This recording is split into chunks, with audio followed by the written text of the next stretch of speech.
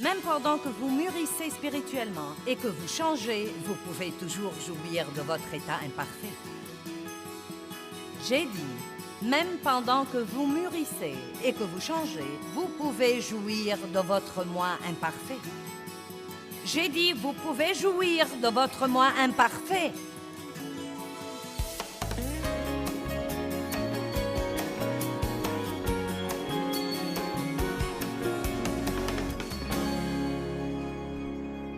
Bon, eh bien, essayons celle-ci. Nous allons parler de prendre l'habitude heureuse. Le désir profond de tout être humain, c'est d'être heureux. Non mais sincèrement, n'est-ce pas la vérité? Abraham Lincoln a dit « Les gens sont presque aussi heureux qu'ils décident de l'être ». Groucho Marx a dit « Tous les matins, quand j'ouvre les yeux, je me dis « Moi et non les événements aient la puissance de me rendre heureux ou malheureux aujourd'hui. Je peux choisir lequel ça va être.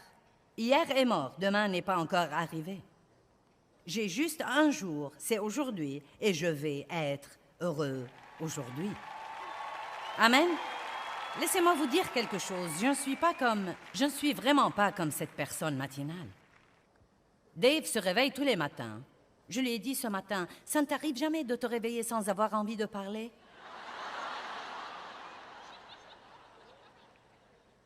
Non mais, pendant 47 ans, pas tous les jours, mais il se lève. Oh, quel beau matin! Oh, quelle belle journée!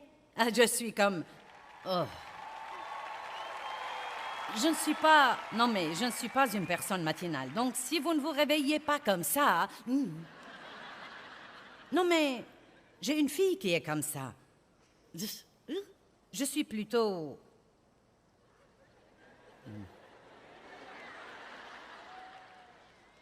Maintenant, honnêtement et sincèrement, si vous êtes plutôt comme moi, vous pourriez avoir plus tendance à commencer à penser à des choses qui ne sont pas les meilleures au monde à penser. Et donc, croyez-moi, je dois prendre la décision pratiquement tous les jours. Voici le jour. Et c'est un des premiers versets que je cite quand je me lève. Voici le jour que le Seigneur a fait, qu'il soit notre bonheur et notre joie. Allez, vous serez heureux quand vous décidez d'être heureux, non pas quand vous attendez d'en avoir envie, non pas quand vous attendez que toutes vos circonstances vous dictent le bonheur, non pas quand vous attendez que tout le monde fasse tout ce que vous voulez qu'il fasse ou que vous ayez tout ce que vous voulez avoir. Vous serez heureux quand vous prenez la décision d'être une personne heureuse. N'est-ce pas, toutes les belles dames de Porto Rico là-bas? Peut-être que je devrais prendre cet avion et rentrer avec elles. Oui, je n'ai jamais été là. Elles ont dit que je l'adorerais.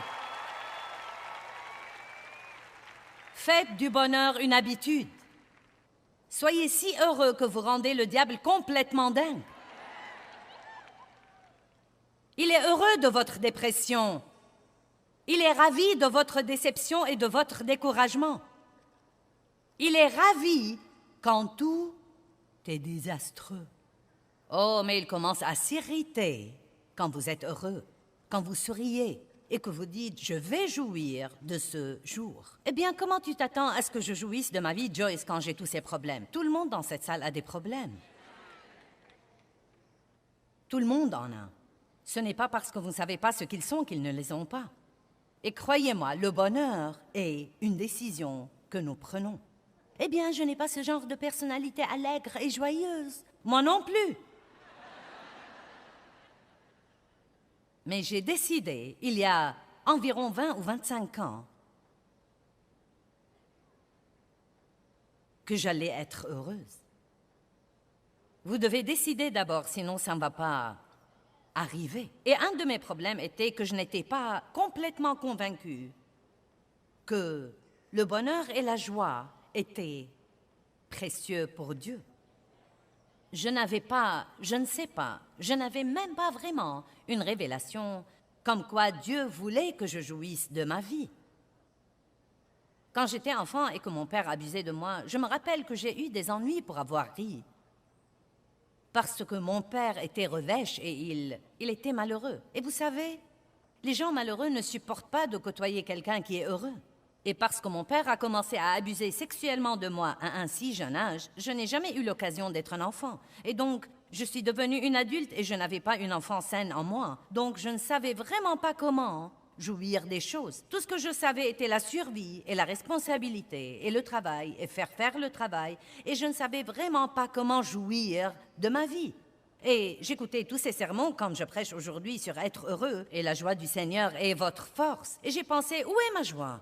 Et j'ai commencé à étudier, vraiment étudier la joie dans la Bible à partir de Jean 10, 10. Le voleur ne vient que pour tuer, voler et détruire. Mais je suis venu afin que vous ayez la vie et que vous en jouissiez et que vous l'ayez abondamment, complètement jusqu'au débordement. Et j'ai vu que c'était la volonté de Dieu que Jésus meure pour que je puisse jouir de ma vie et qu'il meure pour que vous puissiez jouir de votre vie.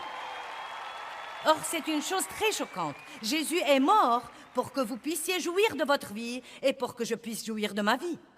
Donc, je ne crois pas que nous lui rendons justice quand nous laissons le diable nous voler toute notre joie et quand nous laissons nos circonstances nous voler notre joie. Nous devons prendre la décision aujourd'hui d'être heureux et de jouir de tous les jours de notre vie tant que nous sommes vivants.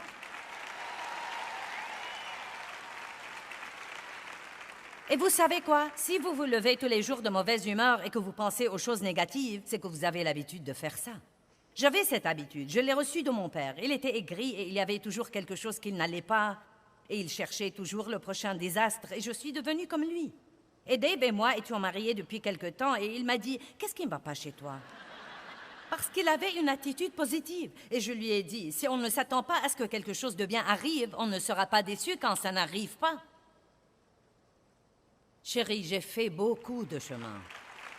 Beaucoup de chemin. Heureusement, c'était il y a 47 ans. Ce n'était pas facile pour moi de me débarrasser de ces habitudes.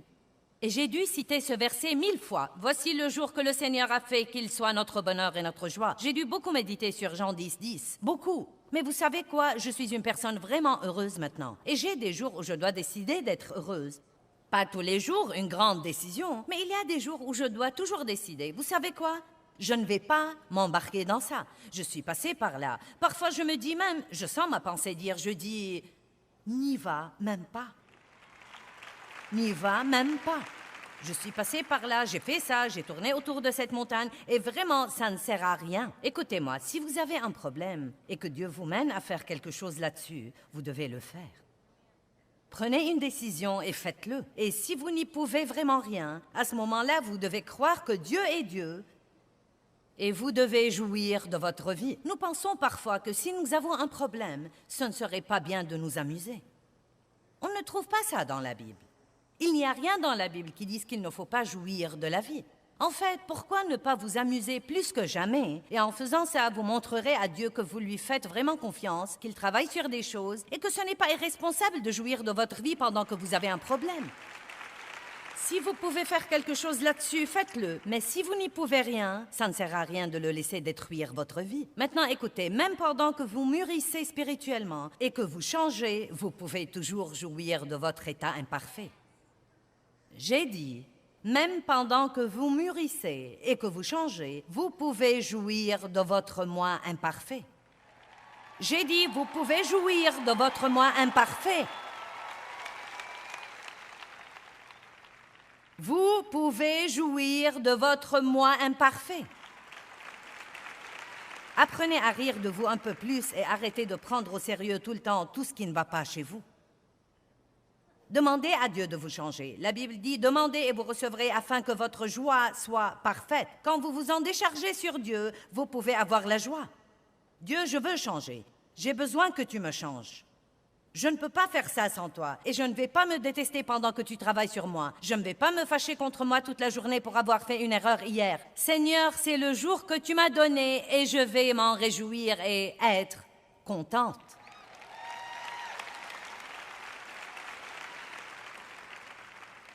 L'habitude heureuse.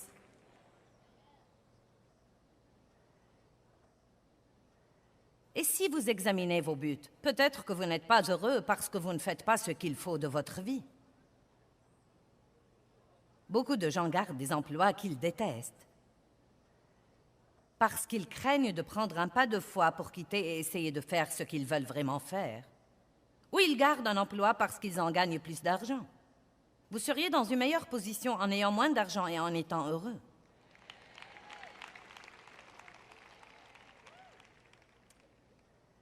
Nous sommes allés à notre église de quartier déshéritée. Nous l'appelons le centre de rêve de Saint-Louis. Et nous y étions il y a quelques semaines et nous avons rencontré l'homme qui dirige le garde-manger là-bas. C'est très bien ordonné. Nous avons ce garde-manger. Il ressemble en réalité à une petite épicerie.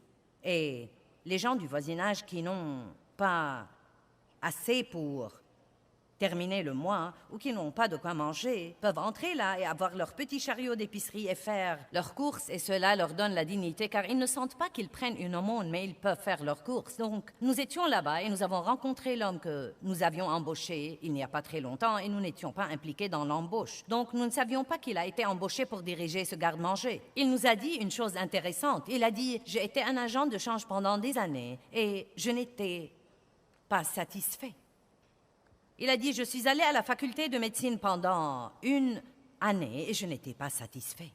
Ainsi donc, j'ai vendu des actions à titre privé pendant quelque temps et ensuite il a dit « J'ai vu cette annonce en ligne au sujet de diriger ce garde-manger. Je n'avais jamais fait quelque chose comme ça, mais j'ai pensé je crois que je pourrais aimer ça. » Et donc, il a eu le travail et il a dit « Je n'ai jamais été plus heureux de ma vie. » Donc, ce type était dans la faculté de médecine et un agent de change. Il n'était pas heureux. Il gagnait probablement plus d'argent. Maintenant, il est dans les quartiers déshérités, dans un des pires voisinages en ville. Il dirige un garde-manger et il traite avec les gens pauvres et défavorisés toute la journée et il est plus satisfait qu'il ne l'a jamais été toute sa vie. Certains d'entre vous doivent y penser. Si vous n'êtes pas heureux, vous devez penser, est-ce que je fais ce que je suis censé faire dans la vie? Maintenant, vous ne devez pas devenir bizarre là-dessus, vous savez. Oh mon Dieu, c'est mon problème, je ne fais pas ce qu'il faut. Mais vous savez déjà que vous devriez faire autre chose et vous ne faites pas le pas de foi pour le faire. Vous en êtes toujours à la dernière habitude d'être décidé. Il y a des preneurs sur celle-ci? Wouhou! Eh, c'est tout un tas. Ne craignez pas de faire quelque chose de différent. Ne craignez pas de changer et ne laissez pas l'argent gouverner votre vie. Je sais que vous devez avoir de l'argent et payer vos factures. Et je sais que vous ne pouvez pas quitter un travail rémunéré et ne rien faire. Je ne suggère pas que vous vous allongiez sur la plage tout le temps, car c'est ce que vous aimeriez faire. Mais je veux que vous soyez heureux. Combien d'entre vous sont prêts à être heureux? Prenez du temps pour nouer de bonnes relations. Les bonnes relations vous rendent heureux. Les bonnes relations, une bonne relation avec Dieu, une bonne relation avec vous-même et une bonne relation avec les autres. Vous ne pouvez pas être un bon ami à trop de gens, mais vous devriez avoir quelques très bons amis et beaucoup de connaissances. Aimez tout le monde, mais ne croyez pas que vous pouvez avoir une relation intime avec tout le monde. Vous n'avez vraiment pas le temps. Maintenant, je veux que vous preniez la responsabilité de votre joie. Laissez-moi vous lire une histoire.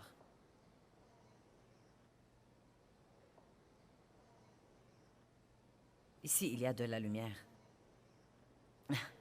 Mélanie est une femme de 60 ans, mariée depuis plus de 40 ans. Son mari, Don, est un prof d'histoire dans un petit collège. Don a toujours aimé l'histoire.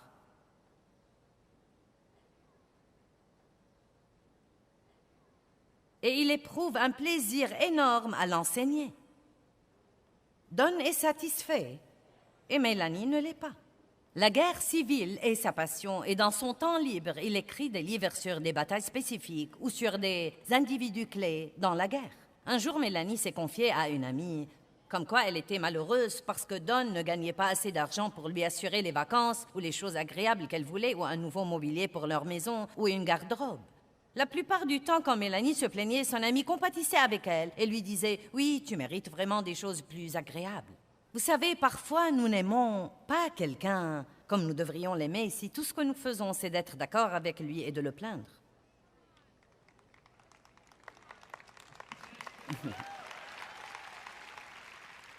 Maintenant, écoutez. Mais son ami lui a dit cette fois, « Don n'est pas responsable de ton bonheur, Mélanie. » Don aime son travail. La richesse ne l'intéresse pas. Il a 60 ans. Toi, fais les maths, parce que Don ne veut rien changer. Si tu veux être heureuse, tu ferais mieux de trouver ce que tu peux faire, car ton bonheur n'est pas le travail de Don. 6 ans plus tard, Mélanie a écrit à son amie, « Je suis si contente que tu m'aies montré l'amour solide. » Maintenant, 6 ans ont passé, et je suis sûre que l'amie qui l'a plutôt grondée a pensé « C'est probablement la fin et elle est fâchée contre moi. » Mais Mélanie a écrit « Je suis reconnaissante que tu m'aies montré l'amour responsable. J'ai commencé à prendre la responsabilité de mon bonheur. Mon mariage n'a jamais été meilleur. Pas seulement ça, mais j'ai découvert que je suis une dramaturge et depuis, j'écris des pièces de théâtre et elles sont jouées dans des théâtres locaux de la ville. » Vous voyez ce qui arrive quand vous attendez que quelqu'un d'autre vous rende heureux? Vous ne réalisez jamais ce qui est à l'intérieur de vous, parce que Dieu a mis quelque chose en vous qui vous rendra heureux si vous commencez à prendre la responsabilité de votre propre bonheur. Et j'étais vraiment mauvaise à ça pendant longtemps. Je disais, si Dave faisait ceci et s'il faisait cela, gna gna gna gna. Et Dieu m'a dit, avant même d'avoir un livre comme ça à lire, Dave n'est pas responsable de ton bonheur. Et il était heureux quand je l'ai soulagé de ce travail. Allez, regardez-moi. Personne d'autre que vous n'est responsable de votre joie. Vous devez décider d'avoir vous-même la joie. Combien d'entre vous ont besoin de prendre l'habitude heureuse? Bon, le Seigneur soit loué. Voyons quelles habitudes il nous reste. Combien ai-je déjà fait? Vous devez rire plus et penser moins. Le rire, c'est des vacances instantanées. Amen. Maintenant, la dernière chose dont je veux parler aujourd'hui est l'habitude de la foi. Vous dites l'habitude de la foi? Je veux vous dire quelque chose. Croire, tout simplement décider que vous allez croire Dieu, que vous allez croire sa parole, croire que Dieu vous aime, croire qu'il s'occupe de vous, juste décider de croire fait des choses vraiment étonnantes dans votre âme. La Bible dit dans Hébreux 4, « Ceux qui croient entrent dans le repos de Dieu. » Et il y a des choses que la Bible nous dit de ne pas nous efforcer de faire, mais elle nous dit de nous efforcer d'entrer dans le repos de Dieu. Donc cela veut dire que dans chaque situation où je suis, le meilleur moyen de me libérer du souci, ou de l'anxiété, ou de la crainte, ou de la tension, ou du stress, ou de n'importe quoi d'autre, est simplement de croire. J'ai dû apprendre à faire ça même quand je prêche. Parfois, je prêche et quelqu'un ne tient pas en place. Il regarde sa montre, il bâille, des personnes se lèvent et sortent et tout à coup, je commence à penser « Ce message doit être terrible, il n'aime pas mon sermon. » Non, mais je commence à perdre confiance. Et Dieu a commencé à me montrer « Si tu n'arrives pas à garder ta confiance quand tu es en chair, tu donnes la réunion au diable. » Vous devez être confiant et n'attendez pas de vous sentir confiant, vous devez être confiant. Nous parlerons plus en détail de l'habitude confiante samedi matin.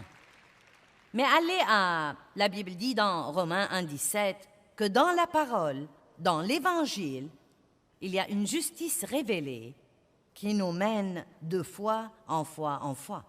Si vous l'avez, pouvez-vous mettre sur l'écran Romains 1,17 pour que tout le monde puisse voir ça?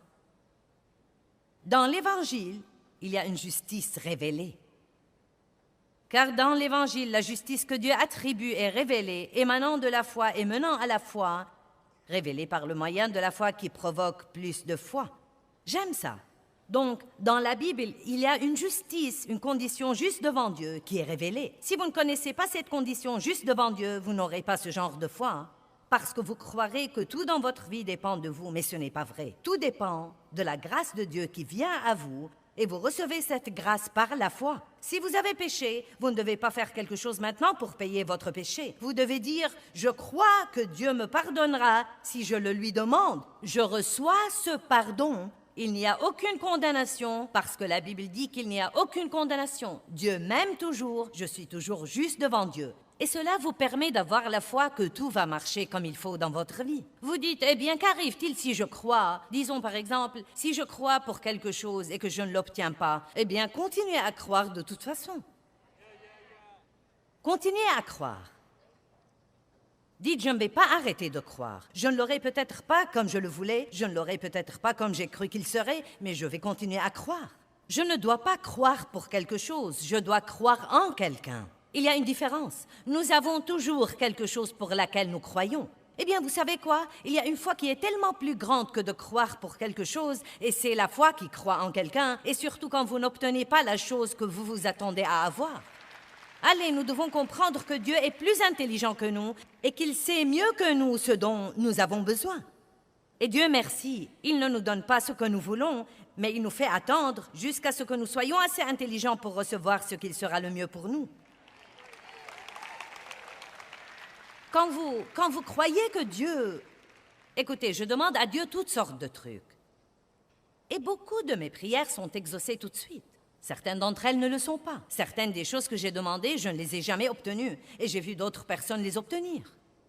Et je dois simplement faire confiance à Dieu. Si c'était ce que j'étais censé avoir, tu me l'aurais donné. Ne regardez pas les autres personnes pour les jalouser. Ne regardez pas les autres personnes pour les envier. Dites juste...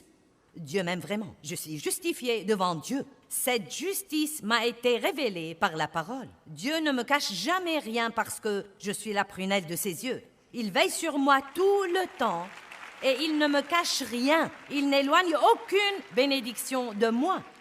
Vous ne comprenez peut-être pas ce que Dieu fait en ce moment. Il y avait beaucoup de choses où je ne comprenais pas ce que Dieu faisait, mais maintenant j'y repense et je comprends.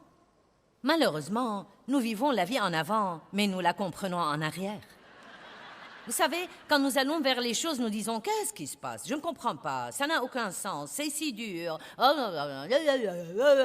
Et ensuite, vous arrivez là et vous dites « Oh mon Dieu, si je n'avais pas traversé ça, je ne serais pas la personne que je suis aujourd'hui.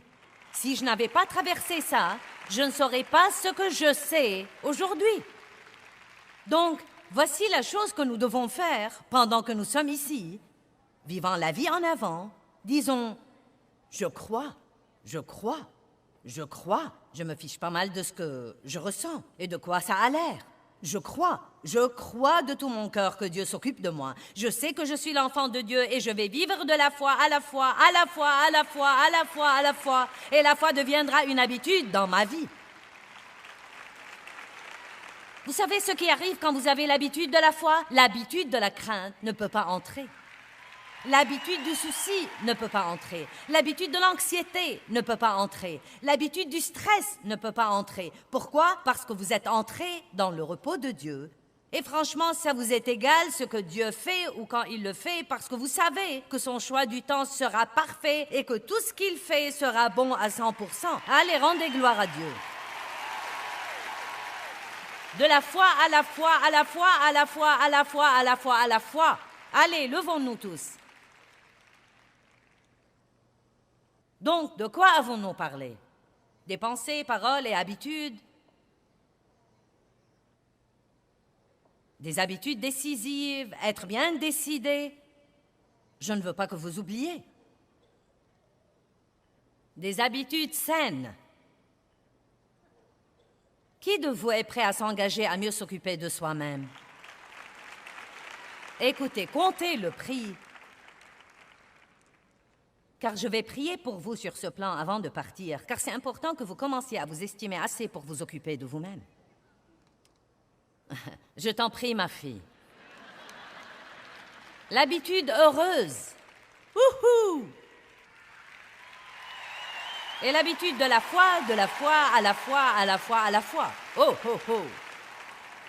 Ce soir, nous n'avons que 3 habitudes, donc je pourrais m'étendre là-dessus et ensuite 5 demain et ensuite notre conférence sera finie. Mais vous aurez 14 nouveaux comportements qui vous changeront la vie.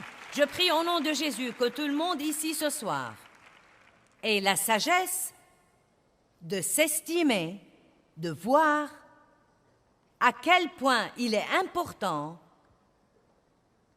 pour ton plan, Dieu.